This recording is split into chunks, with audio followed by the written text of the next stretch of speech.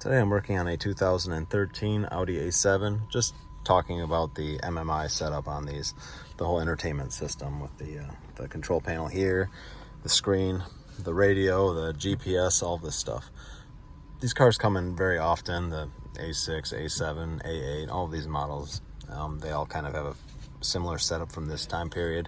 And the screen won't even rise out of the dash, the radio won't be working, the GPS won't work. They'll have, this whole system will kind of be dead. All of these things communicate with a separate optics loop, and they all use a fiber optic communication loop to talk to each other. And if any one of those modules fails, it shuts down the whole loop. So I'll show you how I start when I'm trying to figure this out. So usually in the back of the car, they'll have an amplifier, which would be here. And then the radio usually mounts underneath it, down here. And sometimes in the glove box they'll have a CD changer or a DVD player, whatever the case would be. So you just open this up and it'd be mounted right here.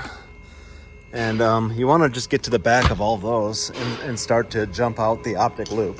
So I think on Amazon or eBay they have these little Audi, BMW uses the same ones, little optic loop jumper tools. So you want to pretty much get to the back of the module. So on this amplifier, you would want to get to this, unplug it, plug in the jumper here, plug in your little, plug this into that so it jumps to itself, and then see if your screen starts working.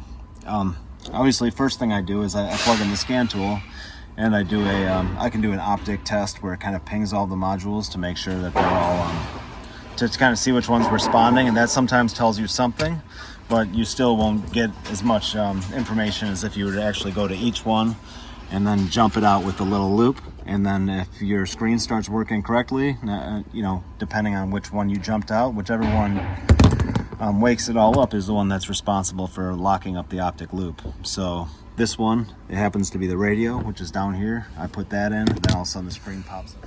So yeah, the screen popped up, and everything started working correctly, obviously, other than the radio didn't start working.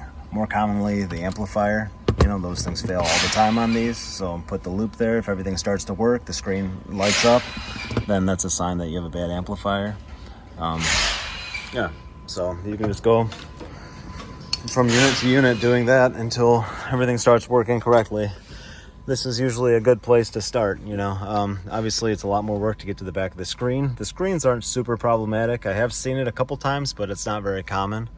Usually it's more either the disc changer that's in here, or the amplifier, or the radio. So buy one of those on Amazon or eBay and start jumping out things until the screen lights up and starts working. So thanks.